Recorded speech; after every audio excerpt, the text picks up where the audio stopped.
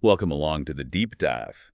Today, we're focusing on something pretty interesting coming out of the Call of Duty world. That's right. There are some, let's say, whispers doing the rounds, a potential change in how you, the player, might get access to content. Yeah, specifically around a game that isn't even official yet, but the name Call of Duty, Black Ops 7, is floating around. And the core of it seems to be about those limited time events and modes, the ones that pop up for a bit. Uh-huh.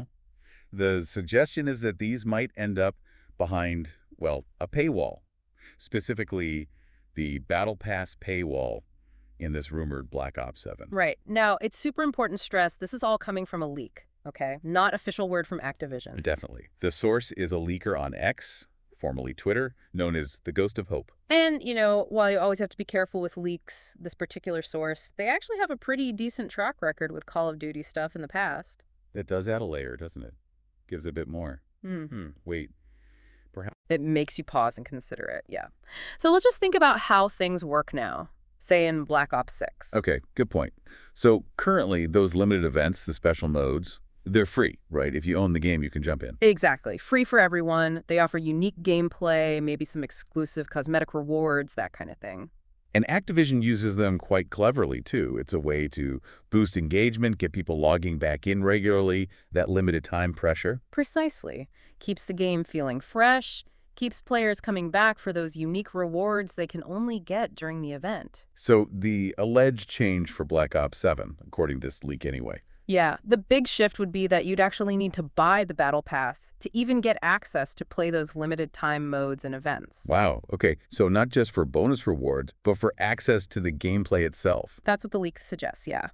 The Ghost of Hope specifically mentioned playing the modes would be tied to owning the pass. That's quite different from the current setup. It really is.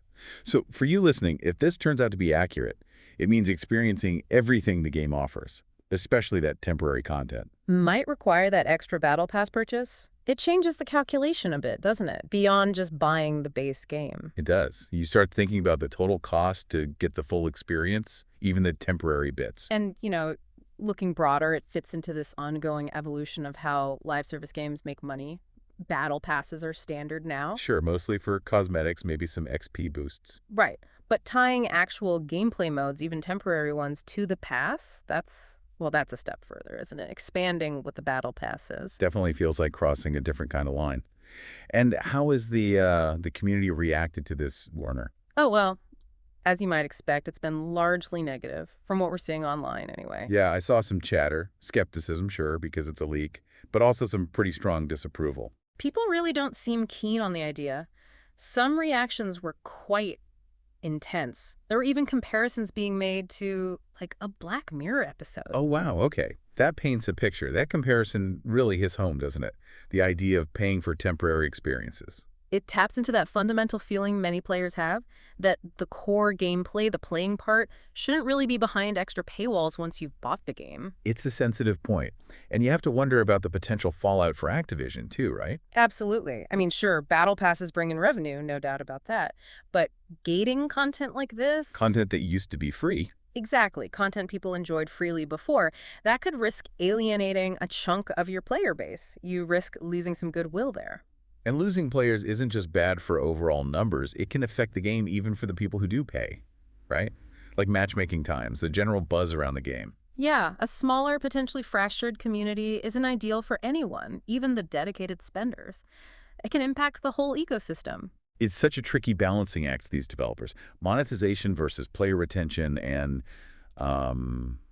happiness, I guess. It really is. But again, we absolutely have to circle back to the fact that this is not confirmed. Crucial reminder. Call of Duty. Black Ops 7 isn't even announced. This is based purely on a leak from one source, albeit one with some past hits. We have to treat it as speculation until Activision actually says something official about the next Black Ops and its features. No question. Still, the reaction itself tells a story, doesn't it? How strongly people feel about this potential direction. It definitely highlights player expectations around access to content very clearly. So, wrapping up this deep dive, it leaves us with a thought, really, for you to consider. If this kind of shift did happen, what might it signal? Yeah, what does it mean for the future of accessing temporary content, those limited time events, in your favorite big games? And how would that kind of model influence you? Your decision to play, maybe your spending habits, how you value these massive ongoing games? Definitely something to chew on as we wait for any official news.